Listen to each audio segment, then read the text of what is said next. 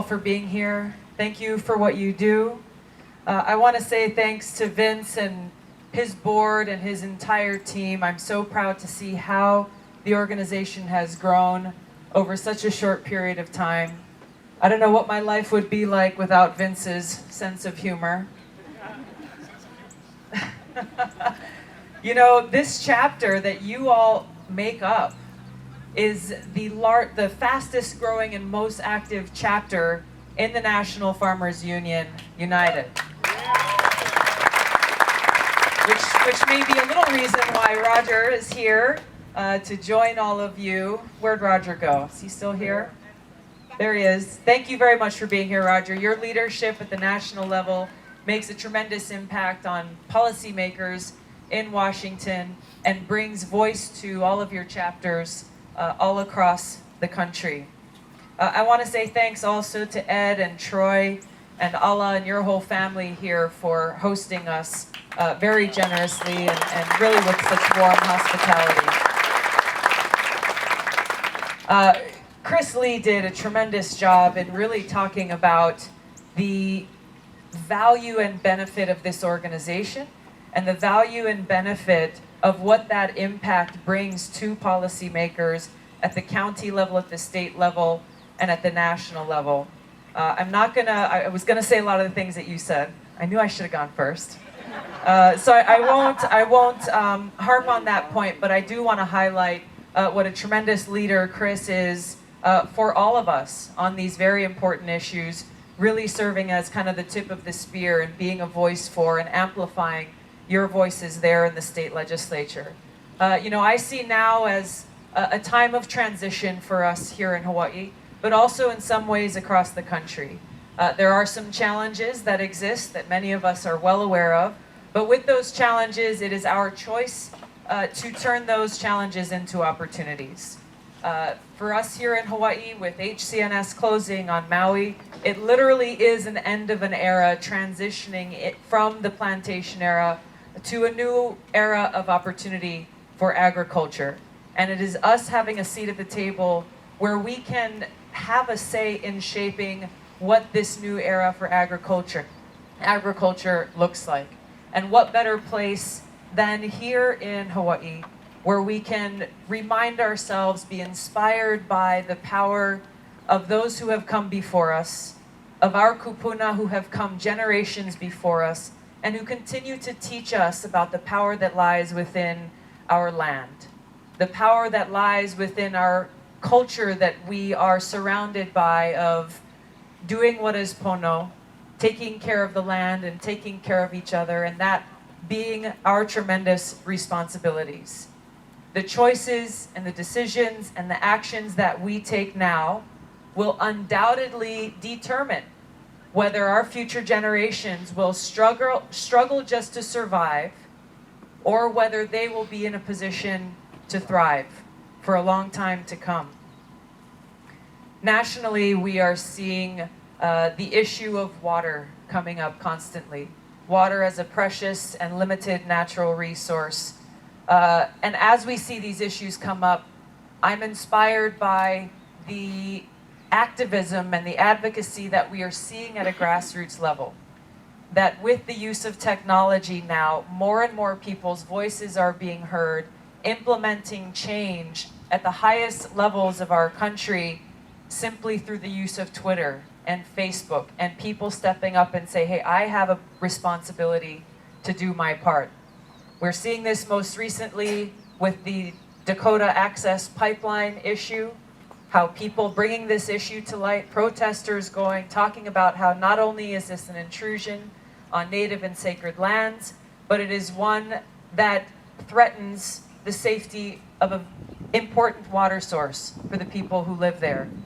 The president heard the protests of the people speaking their truth and halted the continued construction of this pipeline. That battle is continuing, but we see the impact that's possible. We see our brothers and sisters in Flint, Michigan, who are dealing with lead-contaminated water due to very bad decisions and poor management, taking shortcuts that have literally poisoned an entire community. We're seeing here in Hawaii, something that we are currently battling right now on Oahu. The 27,000 gallons of fuel leaked into our Red Hill water aquifer, requiring our action to hold the Navy's feet to the fire in doing the right thing, both to remediate the leak that has occurred, as well as to take appropriate and urgent action to make sure that such a leak is never allowed to happen again. The situation that we find ourselves in, where there is so much eroded trust and frustration in those in government, those in the back rooms, those in the high corporate offices that are making these kinds of decisions, is understandable. But it is us gathered to here together is the only way that we can really change that.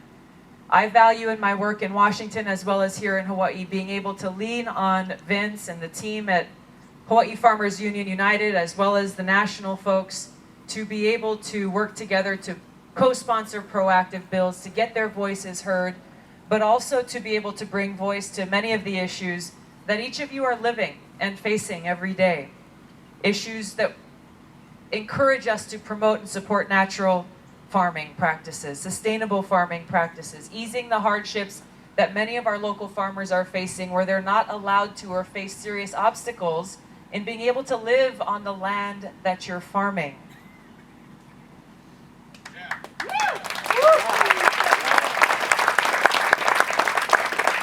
There's a long list to talk about, but I was reminded here of what was on the screen, and I'm glad that you guys are having presentations on hemp. The farming of industrial hemp, the opportunity that cultivating this crop as an industry here in Hawaii are great. The benefits are great. We are working actively in Washington to be able to eliminate a lot of the barriers that exist towards allowing that to occur.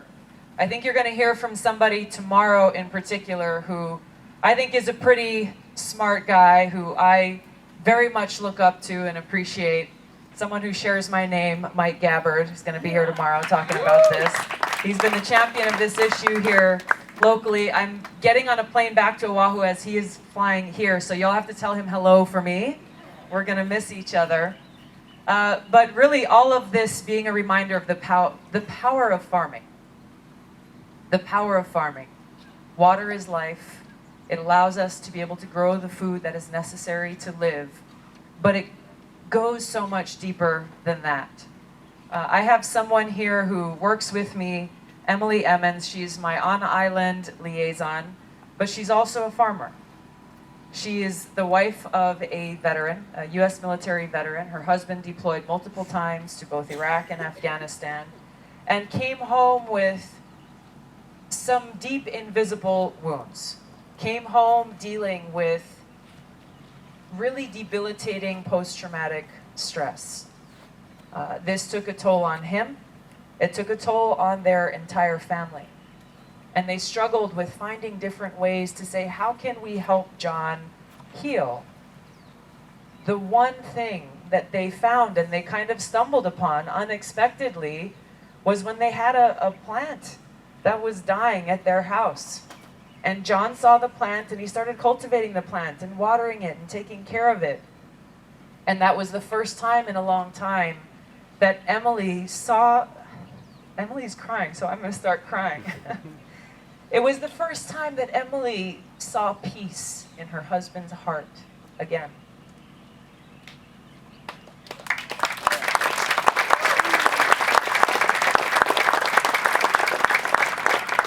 So Vince mentioned this, but this is a true mission that Emily and her husband are on, and not only seeing the great impact that has made on themselves, but seeing how do we pay that forward.